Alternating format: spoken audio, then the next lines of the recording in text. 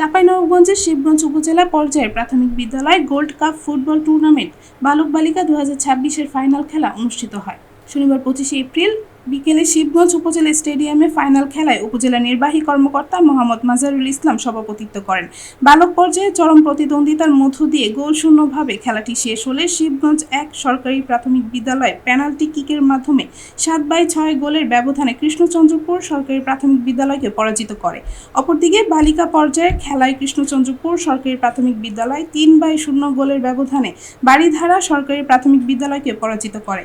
খেলা শেষে চাঁপাইনবাবগঞ্জ 1 শিবগঞ্জ আসনের সংসদ সদস্য ডক্টর মাওলানা মোহাম্মদ কেরামত আলী চ্যাম্পিয়ন ও রানার্স আপ দলের হাতে পুরস্কার তুলে দেন।